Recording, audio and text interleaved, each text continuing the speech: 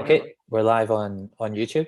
So everyone, this is Edouard Balde, and he's my guest on episode 9 of the Unplanned with Phil Bland.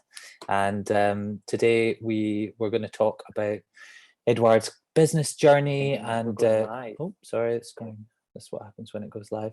We're going to talk a little bit about Edouard's business journey and the journey of a startup founder and some of the ups and downs and the trials and tribulations and some of the experiences of working with different people and partnerships, and maybe finding a problem to solve and coming up with a solution that can help to solve that problem, and how to find an audience and find your customers and things like that. So I thought these were some of the themes that would be that we could cover off in this conversation. So I guess welcome to the show, Edouard.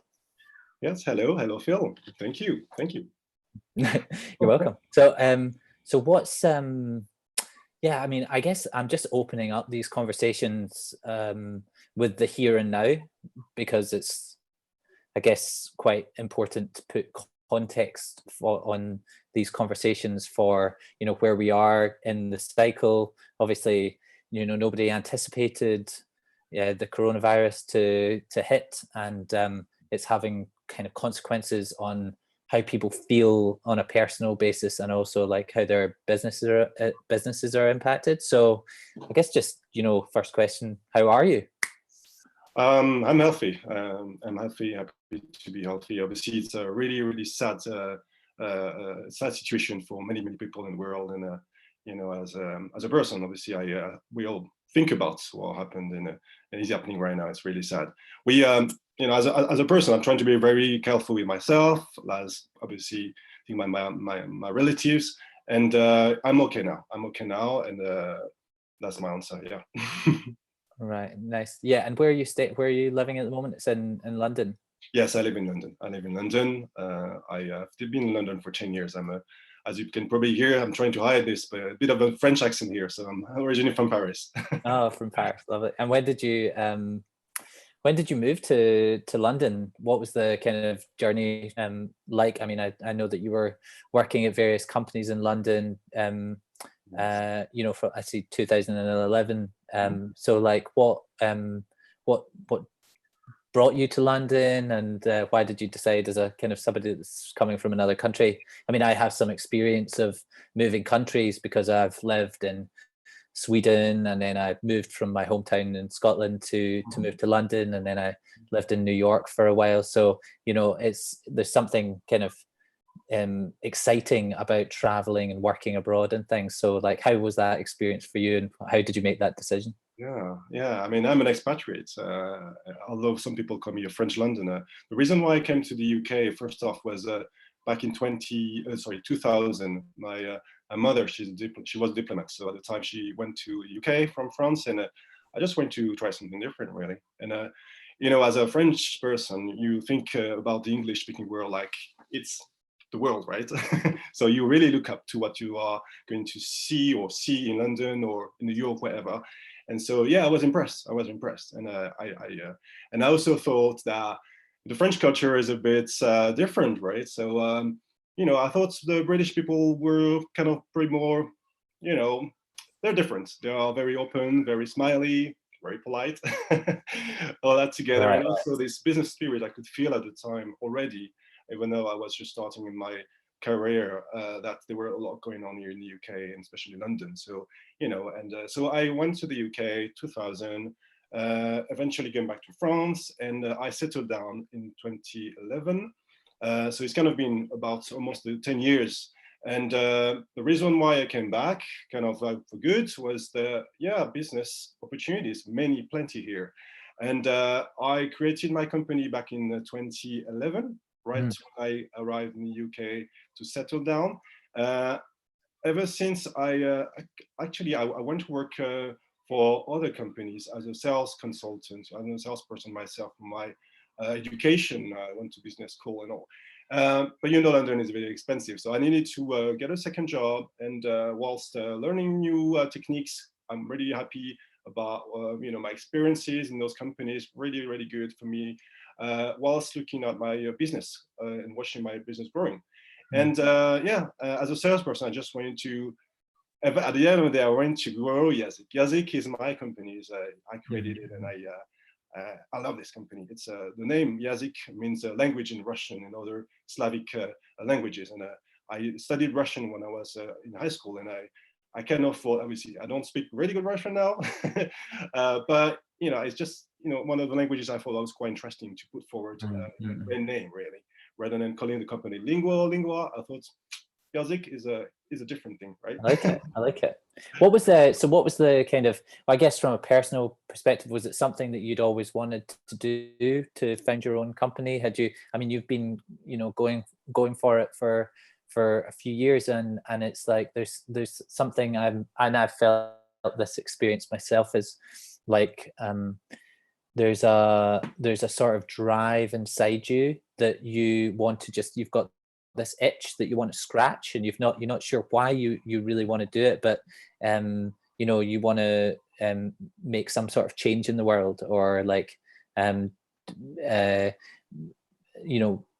have your, I guess, life have some form of consequence, like, or maybe it's the money that drives some people. Like, what was the thing? Or sometimes, often it's not the fact that you want to be a founder, but it's like you find a problem that you particularly want to solve. Yeah. So like in the early stages, having just moved to London, like what was the combination of factors that drew you towards founding Yazik, and how did you think about it when you were making that decision? Yeah, there's a few people, obviously, starting with my relatives when I was back in my 20s, and my father always said, "Son, you have to create a company." So this is still somewhere in my head. After that, there's a few people I met along the way, and when I came to the UK, I kind of wanted to. I started starting a spin-off in France, in Paris, and I saw there was a lot of barriers, a lot of tax levels quite high, and it wasn't really easy to start a business. Now I hope it's getting better, and that's why when I went to the UK, and I knew the UK was probably more flexible, and I saw the huge difference, I thought, this is where I'm going to be staying. That's it. No question asked. This country is made for business. 100%. Right. So obviously the fact that it's the UK, it's English speaking, it's international, it's much bigger. The scope is not. You can't compare to the French speaking world. No offense to the French speakers, but it's how it is, right? So there's this here. What else? I obviously went on to, when you create a company, you got to think about where is the problem, right? So Yazik, language, what are we going to do in terms of languages? I thought, and there's a fact right now, at the moment, 75% of the internet audience, these are not English, native English speakers. So they can be Spanish speakers, Italian speakers, French speakers, German speakers, etc., etc. I live in UK. I'm happy to speak English and everything in English, of course, and this is my sort of day-to-day language. But think about other countries. Even though we are in a business environment, it's not as easy for you to communicate in another language. So what happens is 49%. We found out that 49% of businesses declare having difficulties or eventually making significant business losses, as a result of language-based misunderstandings, which means they can be saying something, but they don't understand what the client is saying, or reverse. And eventually they lose a lot of money out of it. So I thought, we're going to be doing something here, because this is a recurrent issue, isn't it? So the idea was to obviously create a language services company. We started offering translation first, okay, and eventually we grew the spectrum around it. If you look at the logo of the company Yazik here, there's a pyramid. It's all about symbols. So 3 areas in here. The first is the translation. The second one is multilingual web services. Some customers came to us and say, "Oh, it's great, translation's done. Now I need to have my website optimized for South Korea. Can you guys work on Naver?" Oh, they never use Google out there. Can you not? So we had people working on that. Then the third part was lead generation. oh, I'm going to Brazil. Now everything's done, content-wise, everything. Facebook done. Now, guys, can you help me find buyers? And we say, yeah, we're going to get you buyers here through our local experts. So how we answer, how would we respond to those issues there? In order to break the language barrier for good, we have got one USP, which is localization. All of the teams are based in locally. They're all native speakers. They're all industry specific, and this is how we manage, the problem, and then we solve issues. We work with more than 200 companies right now in the world, in about 31 countries.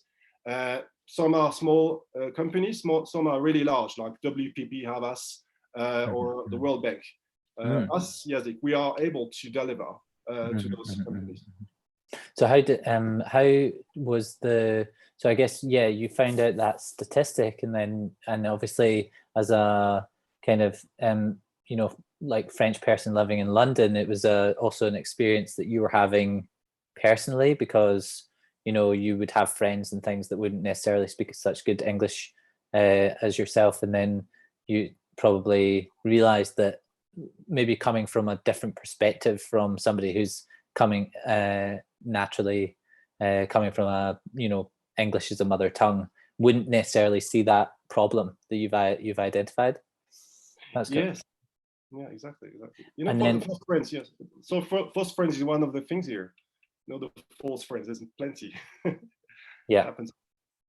And then how did you, like, do you remember back in the day when you you had this, you had just a small inkling of a problem? How did you like reach out to the first, person? So it was like, you mentioned the translation business. So was it originally you would just, help to translate documents, or was it translating websites? How did you find your first customer? Good question. So obviously, as a salesperson, I was going into sales techniques, trying to be multi-threaded, trying different approaches all the time. This is what I was doing as a salesperson on the other side. So I was using the same techniques out there. We started with just the one customer. There was a French company, I remember, back in 2011, and they were in the tourism industry, and then they did their website to be translated. So for us, it's pieces of documents, pieces of content, which we, and this is what we translate most of the time. So they wanted to have their web pages done. I went through referrals, the smooth way. I'm not doing that all the time now, of course, but it happens to be one of the ways that works really well. When somebody knows about you, or it was going through my alumni network, and that worked quite well for us to sign this first customer. And then how do you like do, so you begin to grow, and things are getting some traction, like how I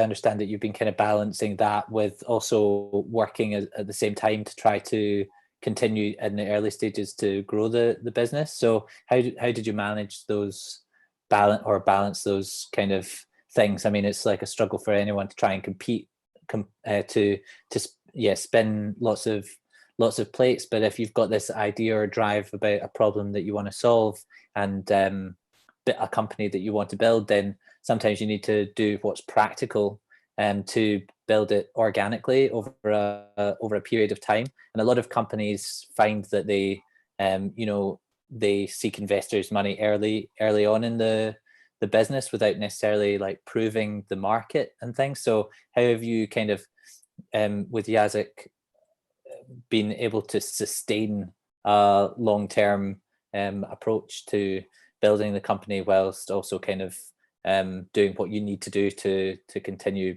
building that company? Yeah, very good. So again, as a salesperson, for me, sales techniques are very important. There is just no one way to get new customers on board at all. I can tell you about that, of course.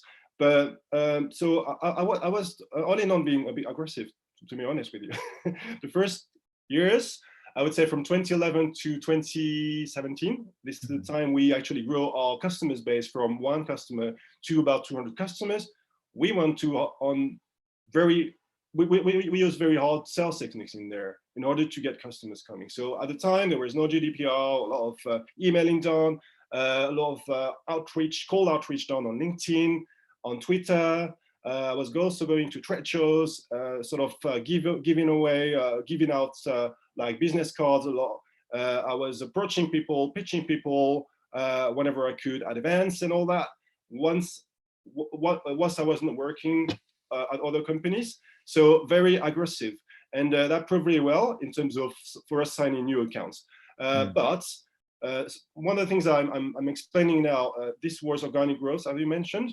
We grow the business from nothing to a lot of new customers. So, but these are like empty boxes. At the moment, we're fundraising because we are developing a workflow platform, which looks like the platform you talked about in the intro, where we're having all of translators, multilingual web marketers, and business growth consultants, all in just one place with what we call a hub, where our team of 10 product managers vets those native speakers, these industry-specific experts, and put them in front of the customers. This is a SaaS-based platform. So they're asking, how are you guys doing right now? I say, yeah, over the last 9 years or so, we've been organically developing the company, proving it works, proving it's profitable, proving it's an established company. But now look at all those empty boxes. There's tons here. We need to put water in those boxes right now. So this is what we're doing now. In order to increase the attractivity of Yazik, as we speak, over the last 4 months or so, I've actually come back full-time to the business to do this. It's called expansion sales. So these are much easier sales than what we used to do in the beginning. Meaning, if I could explain how we do that, we sort of reach out to clients we've got already. We've got 20 large accounts out of 250 customers, 20 massive companies. There is WPP, we know about those guys, media giant. There's Havas, there is Ipsos, which is the market research giant. There is the World Bank Group. There's companies like that. And we reach out to those people on LinkedIn, make contact. We already reference, we already preferred partners somehow, And shall we work together as well? And it's tons of offers. So we develop the business that way in order to increase activity, go back to investors. And once we get funded, hopefully in Q3 this year, we hope so. In that case, we will be able to develop the platform we tend to develop. And those boxes that I was talking about will be already filled with water. And water means contracts, means orders, means bigger company. So organically goes slowly. And now we're in a position where after selling really hard in the beginning, we are kind of selling more in a smart way, should I say, through expansion. Yeah, and I think that's something that's so important whenever a company is trying to look for investment, is to prove that you've got a business model that's essentially working, and then to have clear expansion plans about the type of innovation that you want to use to get to the next stage. So like how were you thinking about is it mainly the development that you're planning on focusing on innovating? Like where are you thinking about the funding that you're looking for? Like where are you thinking about spending that? Is it marketing to a wider range of clients, or is it building out the technology? Is it hiring more salespeople? What type of thing are you thinking about? So for the new product, for the workflow platform, we've got 40% of the spending that will go towards product development. So we have to build a strong development team. This is key for us. So developers, R&D is key. It's 40%. Then the rest will be for other areas. 20% in marketing and PR. 20% is sales, of course, Salesforce, and the other 20% for product managers and admin. Product management, R&D is the one. And what does it look like in the market at the moment, like for interpreters and people doing similar services to yours? I mean, I'm sure there's probably like big companies that are also supplying some of these services to clients. Like I always kind of think about, it's always the small company, that tiny acorn, that if you water it over a long period of time, you can build it into something that's bigger. But it's hard at such a kind of when you're trying to compete to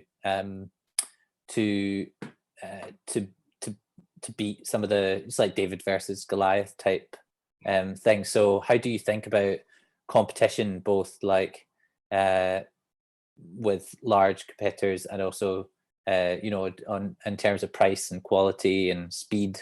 Like, what are the kind of key factors that are important to Yazek in that sense? Yeah, I think we obviously, it's good to diversify your activity at some point to develop your business. But for us, as you pointed right, the market leader in the language services industry is worth about $800 million a year. Okay, so it's a massive company. The second one is not really far off. So we're not going to compete directly against those guys. We obviously respect them, and we want to work on what we know is already working for us. And for us, I'm not saying working with small companies is not important. It is, because we got an amazing relationship with our customers. I mean, really, really good. Our product management team doing a great job every day, working fast, quality. I mean, there's nothing we can't deliver. We are amazing in that respect. I'm really happy about my team on this, about this. Now, we are building upon the relationship we've got with the customers, but we know the driver will be the 20 larger accounts. We know that. This is how we're going to make a lot of money. This is how we're going to push the business forward. And as we pointed out in the intro, we're going to be able to sort of, make a dent in the world, do something that is really noticeable and changing how business are working moving forward, especially now with COVID, with this new things to think about. So, to answer your question, we've got to work and expand those customers, those 20 large customers. This is for us, and we are very confident we're going to do a great job at it, because they are very happy with our works from before. And no, we're not afraid about competition. We know our competitors some are really big. Those David and Goliath. I mean, that's a good image here. But I think we are confident in the relationship we've already built with those customers over the years. We've been here for 9 years. We are not an established company. We're not a startup anymore. Yeah. Those bonds are very, very strong, right? Yes. So, and we're gonna build upon those bonds right now. There's an opportunity. Obviously, the side events. These are side events, but it's also an opportunity for us to build upon those bonds and relationship with those massive companies. We are rethinking about the strategies as we speak.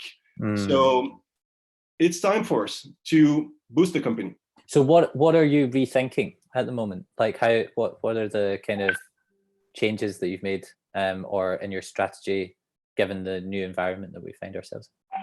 Yeah, just a bit of an explanation. We know about obviously what's going on here every day. I'm working from home myself. I can't go to the office anymore. It's like everyone we are a bit frustrated, but that's how it has to be anyways, for safety for everyone.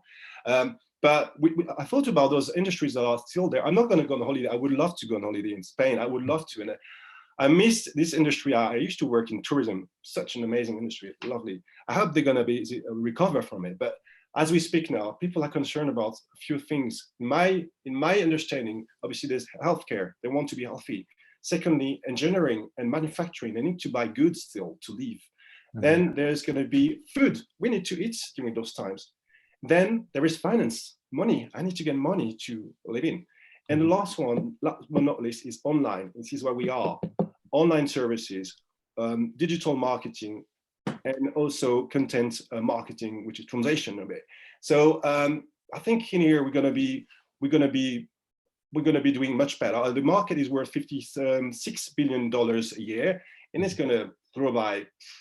I mean, usually the year-on-year growth is about 10 to 15%, and some of the studies imply that it's going to increase even more due to the current situation here. So I think there's an opportunity for us to address the needs of the people here who actually are stuck. Entrepreneurs just can't go inside right now anymore. Some of the in our very industry, in the language services industry, we are 100% online based. We are 100% online based. As we speak, Even now, I can look at numbers. Last month, we were over target, and we are going to be over target. I'm pretty sure this month as well. It's going really well. We're not impacted by what is going on right now negatively. So we're going to keep on doing what we're doing really well here. Interpreting, that might have to be done over Zoom, probably, but I'm not sure about. Whereas translation, we're still going to be doing that. We don't need to see our customers. We don't need that. Yeah. So yeah. And how do you, so how many languages are you translating between in this? Like what's the kind of what's the bread and butter? Like, do you have a list of people in certain countries that, you know, you mentioned earlier that you have a kind of group of people that can help with the translations in the actual various countries within which the clients need support, so that it's, I guess, culturally aligned and that the translations are of a good quality. So like, how do you manage that inherently global aspect of the business and try to keep everyone aligned on what you're doing, and to make sure that it's a consistently high quality of service that you give to your clients and customers, even though everyone's kind of distributed in a broad manner? Yeah, so the way we organize at Yazik, we've got obviously the salespeople. There's me. There's a few people. We are 15 people within the company, and the salespeople, their role is to reach out to me as a salesperson. So the CEO, when I'm working as a salesperson, my role is to reach out to new customers or expand and do my sales job here and raise interest. But then we've got our product management team with my associate, Jairo Lopez, who's been here for years as well. He's doing a great job at that. And this team is very important because their role is to, once we sign a new project, right, their role is to basically get the files, receive the files or the contents, the texts, and then their role is to assign the product to the right translators, or sometimes we add proofreaders in there as well. We want more quality. But how do we do that? How does my associate does that in his team? They are looking for two things here. Obviously, they want to know if it's you're going to be looking at translating from French to Portuguese, for example, from Portugal. You're going to be looking at whether the translator is a native speaker. Very important. Can't be the other way around, right? Me as a French person, I would never ever translate to her in English. No, but I could do it to French because I know about these other things, right? The second thing, very important, is person has to be industry specific. If you're going to be translating into for cosmetics, for example, or there can be banking, you got to know about this, right? So that's very important. So this is how my associate Jairo does this with his teams, looking at those 2 points. Very important. He's vetting those translators. We've got more than 6,500 right now, and he's vetting them along the way, all the time. He's been doing that for 9 years. Does the same thing for digital and for business growth as well. But the important thing is for him to be organized, to be vetting, going through the vetting process rigorously, very seriously, because at the end of the day, what our customers are looking for, they're looking for quality, obviously, yeah, and timing. You got to be delivering on time, very important. Otherwise, you know what? They wouldn't ask us to come in if they were able to do that internally on time. They're always, not always, but sometimes quite often in a hurry. You know what? I got this meeting tomorrow. What am I going to do? Call the Yazik, something like that. Yeah, it's quite a difficult thing to build that kind of ecosystem, I guess, of freelancers, and to make sure that, and obviously that's a large number, 6,000, around 6,000 you said. 6,500, yeah.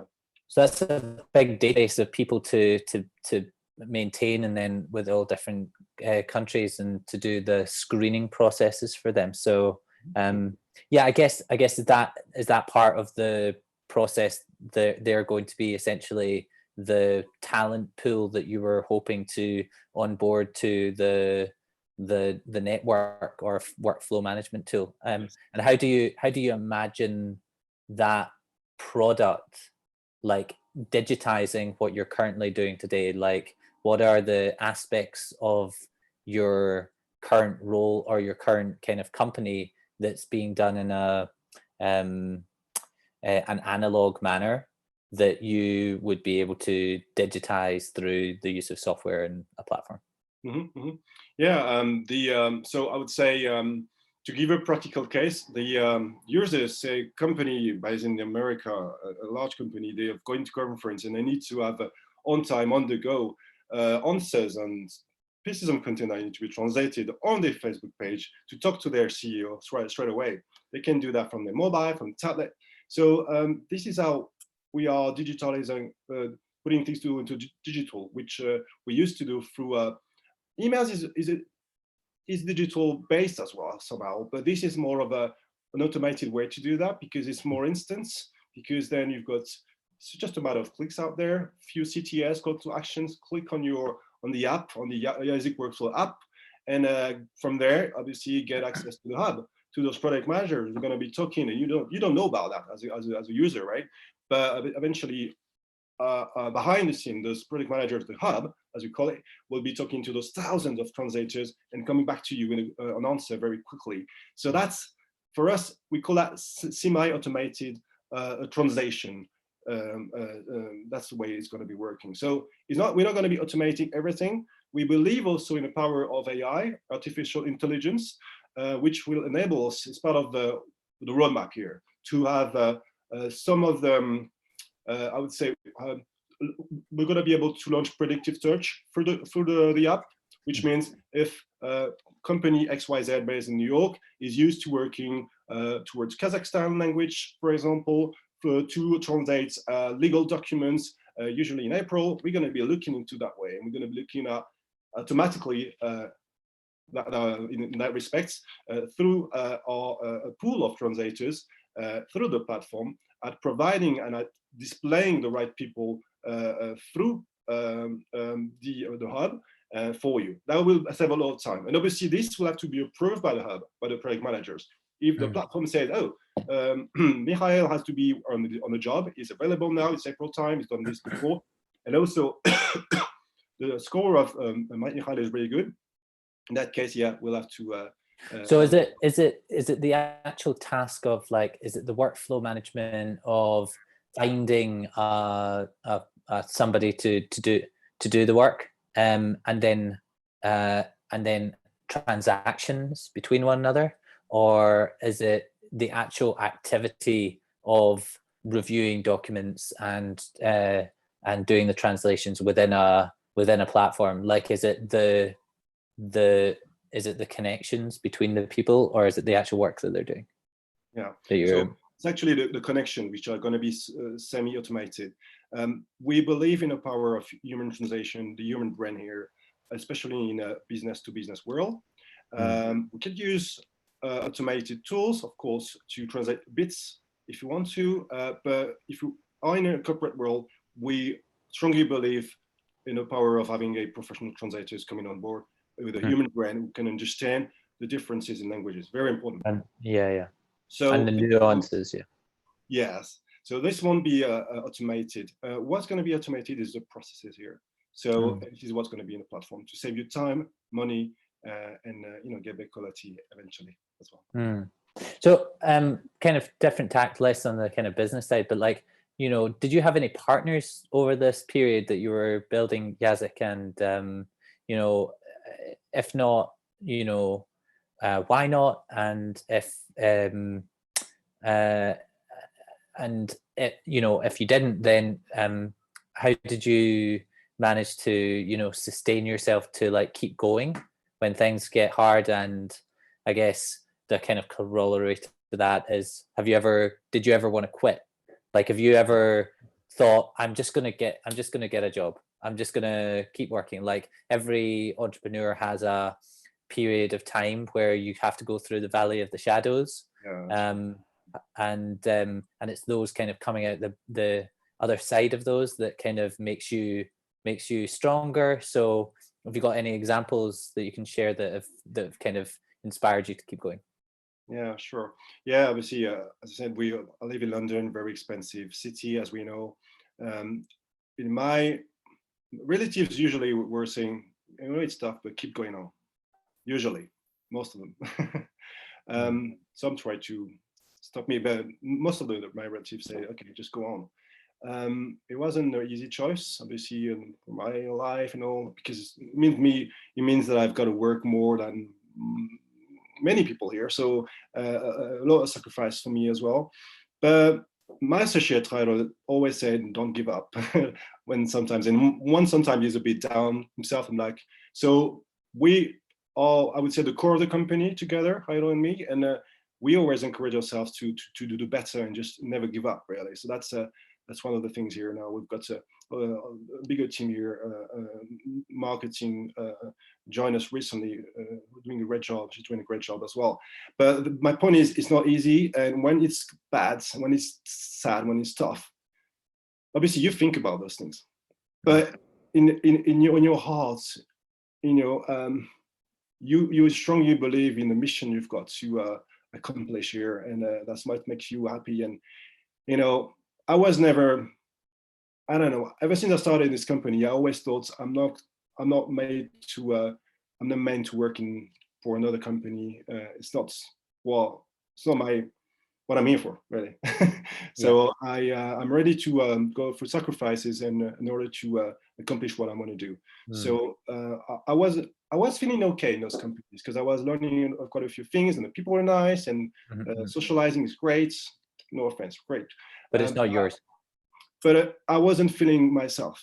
I wasn't feeling like I was, I wasn't feeling myself, to be honest with you. And when I'm working for my company, this is my goal. This is my mission. I'm on a mission here to break the language barrier for good and help people, get across the borders and develop their companies, businesses, and go through that. And just. And you know what I think is going to be a game changer is when the internet expands into the populations who currently don't have the internet, because that's billions of people that are currently not connected to the kind of lifeblood of our current economy, especially right now when we can't actually physically come together.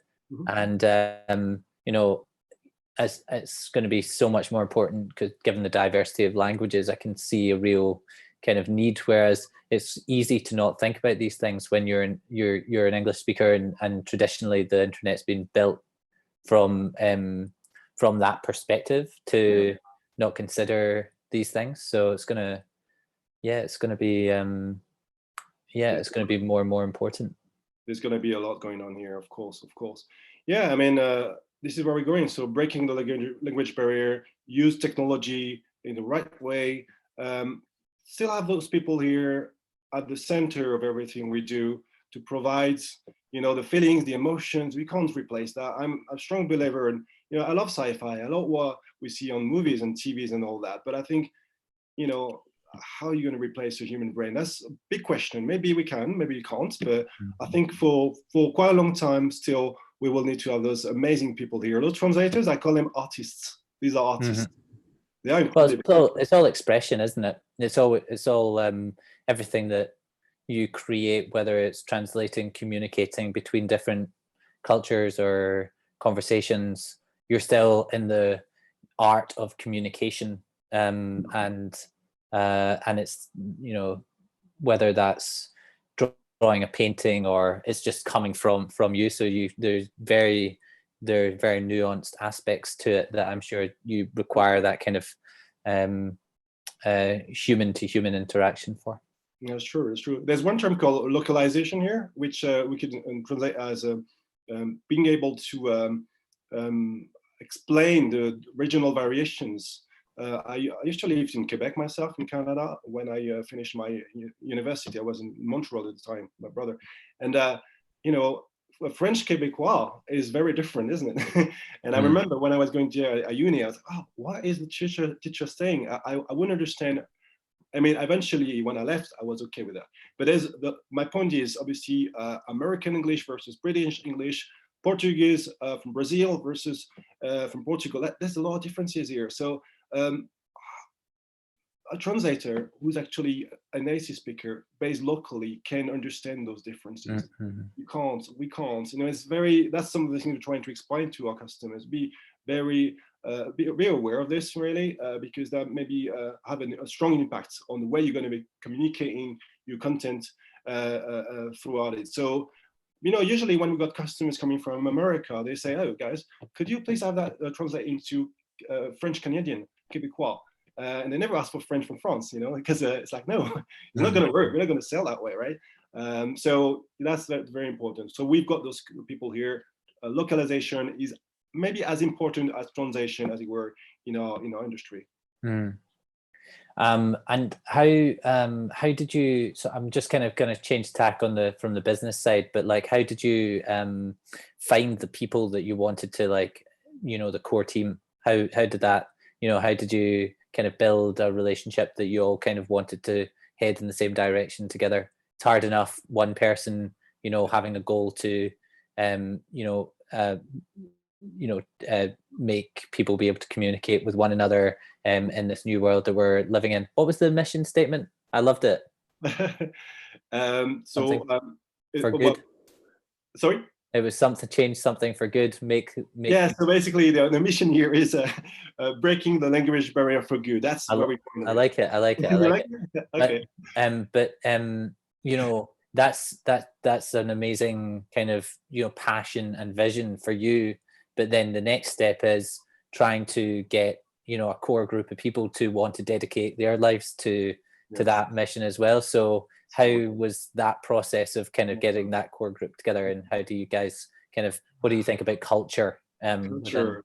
This is the word I was thinking about, company's culture. You know, we're trying to build around this, you know, again, the logo is one of the things here. And I was thinking when you were talking about, I was thinking about the phrase of the company, which is, let's open your business to the world, which is kind of going in the lines of breaking the language barrier for good. But we want to market it differently on LinkedIn, and this is what we've done. But yeah, there's three things which define me, my vision for the company as a whole. First off, it's I'd say consistency in everything you do. We're in a business world. We are corporates. We're talking to the corporate world. We are very much business to business oriented. Being consistent is very important. So when I'm looking for my associates, I'm looking to see this in them. They have to be consistent in everything they do. So, you know, and this is what I'm doing, and what I'm seeing now with the other directors of the companies. The second part of that is empathy. Empathy means obviously being able to understand people's needs and address them accordingly. Mm-hmm. Listen to people, listen to the body language and all that. Very important. Just be there. Mm-hmm. Last but not least, I guess that kind of comes just on the empathy thing. It's like so important to, as a service provider for clients, to not just think about what they tell you that they want, but also think about, you know, what's the underlying kind of driver for some of those things. And if you don't have a finely tuned empathy radar to be able to understand, you know, where people are coming from without them needing to tell you every part of it, then you're not going to be, if you can't do that, then you're not going to be able to provide as good a services as possible. So like empathy is also both, you know, like kind and compassionate. Like those are some of the words that you would align with empathy, but also it's smart. It's like, it's the best way to get the result that you want, because you can understand, if you can understand people's drivers, then you can understand, you know, the best way to find common ground with them. Mm-hmm, mm-hmm. Yeah, I mean, we use this as well when, especially me as a salesperson, when I'm going to qualify my prospects or even clients' needs. Okay, I'm not going to propose you the most expensive service because, sir or Mrs., you're not willing to do that because it's only going to be for internal use, or you may have a presentation tomorrow with your boss and it's key for you, so you may want to go for the premium service. All that we listen and we think about. We start just sometimes we say we are in transactional mode. It's not really the case. I think it's more of a consulting sort of way of selling here, where we listen a lot to, when I've got salespeople coming, I'm like, okay, you know what, we're going to be working together on preparing quotes in the beginning, because the quoting process is not very straightforward. There's a lot of thinking behind the scene before producing anything. It's very important. So yeah, empathy is part of what we our values here. Maybe the last point I wanted to put forward is very important. I'm trying to communicate passion in everything I do. If you're going to work in the morning, you gotta be loving what you're doing. You gotta be craving for it. You just gotta be waiting for the next day. And this is what with my team of directors, I'm saying when I'm meeting with investors, I'm doing the same thing. I'm trying to say, just come in here with, obviously the body language is important. You know what? I love this thing, and I know, you know what, Mr. Investor, this is gonna change the world. This is gonna be doing good for the world, right? And trust us. And I want my directors to be in line with me on this. It's very important. So consistency, empathy, and passion. And yeah, I don't have many directors. We are 3 directors at the moment. There's a 4th director coming on the way. But yeah, this is going together. Love it. Love it. Yeah, those are important values or aspects that I think about a lot. And I guess just like kind of last question, I know we're kind of coming up to the end of the hour, but how are you, like, how do you, when things are kind of changing, it's uncertain, the world's kind of crazy place, especially now, it's how do you maintain your mindset? You want to come in with an optimistic, positive attitude, but sometimes things are hard. You can come in with that booster aspect, but when things are tough, like how do you, on a personal basis, like do you do meditation, or do you exercise? Like how do you release or regain that balance that's required to keep the momentum going each day? It's funny you mentioned meditation. I was talking to my friend, my friend in Panama, who's she's a business, she's an entrepreneur like me. She's a lot into meditation. She went to India and all that. It's fun. And so yes, one of the things I'm doing right now, meditation. Yeah, a bit of that.